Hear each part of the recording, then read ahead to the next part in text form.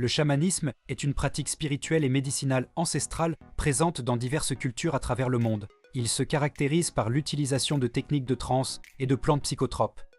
Ces pratiques visent à entrer en contact avec le monde des esprits. Le chamanisme amazonien est pratiqué par de nombreuses tribus indigènes d'Amérique du Sud.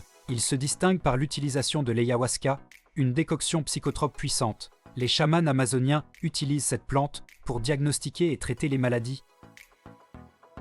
Le chamanisme mexicain, hérité des traditions aztèques et mayas, utilise principalement le peyote. Ce petit cactus contient de la mescaline, un puissant hallucinogène. Les Huichols du Mexique considèrent le peyote comme sacré et l'utilisent dans leurs cérémonies religieuses.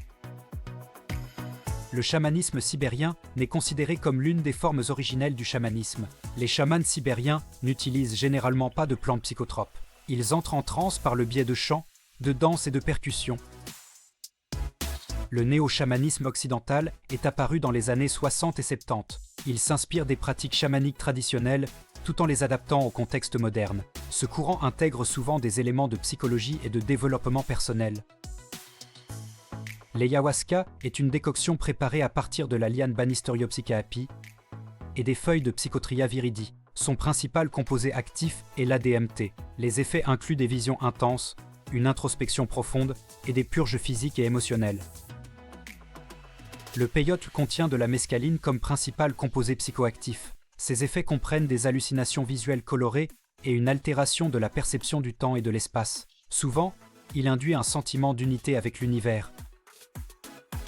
La psilocybine est présente dans certains champignons utilisés traditionnellement au Mexique. Elle provoque des effets similaires à ceux du LSD, incluant des hallucinations visuelles et auditives. Elle altère également la perception du temps et induit un sentiment d'unité.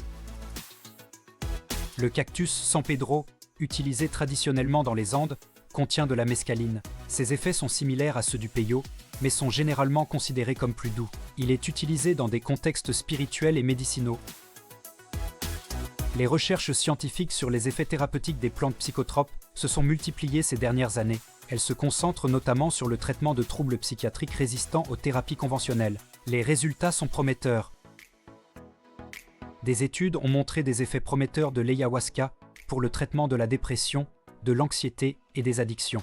Une étude a montré une réduction significative des symptômes dépressifs après une seule session d'ayahuasca. Ces effets sont attribués à l'introspection et à la neuroplasticité. La psilocybine a fait l'objet de nombreuses études pour le traitement de la dépression et de l'anxiété liées au cancer en phase terminale. Une étude a montré qu'elle était au moins aussi efficace que l'escitalopram pour traiter la dépression majeure. Les effets sont rapides et durables. L'ibogaïne, un alcaloïde extrait de l'arbuste africain Tabernanthe iboga, montre des résultats prometteurs dans le traitement des addictions. Des études préliminaires suggèrent qu'elle pourrait réduire les symptômes de sevrage et le désir de consommer. Cependant, elle est moins étudiée.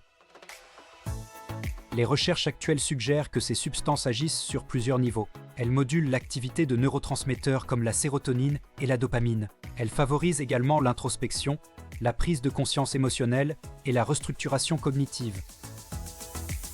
Sur le plan spirituel, ces substances peuvent induire des expériences mystiques ou transcendantes. Ces expériences semblent jouer un rôle important dans les effets thérapeutiques. Elles offrent une nouvelle perspective sur la conscience et la santé mentale. Malgré les résultats prometteurs, l'utilisation thérapeutique de ces substances soulève plusieurs défis. La légalité est un obstacle majeur, car la plupart de ces substances sont illégales dans de nombreux pays. Cela complique la recherche et l'accès au traitement.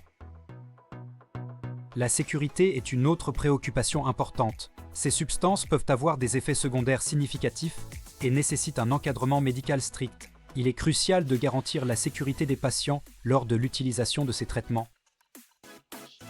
L'appropriation de pratiques culturelles traditionnelles soulève également des questions éthiques. Il est important de respecter les traditions et les cultures d'origine. La recherche doit être menée avec sensibilité et respect pour ces pratiques ancestrales. La nature subjective des expériences psychédéliques pose des défis pour la recherche scientifique. Il est difficile de quantifier et de mesurer ces expériences de manière objective. Cela complique l'évaluation de l'efficacité des traitements. Les plantes psychotropes utilisées dans les pratiques chamaniques suscitent un intérêt croissant dans la recherche médicale. Les études préliminaires montrent des résultats prometteurs. Cependant, des recherches plus approfondies sont nécessaires pour comprendre pleinement leurs mécanismes d'action. L'avenir de la recherche dans ce domaine devra trouver un équilibre entre rigueur scientifique, respect des traditions culturelles et considérations éthiques. Si les résultats actuels se confirment, ces médecines sacrées pourraient ouvrir de nouvelles voies thérapeutiques.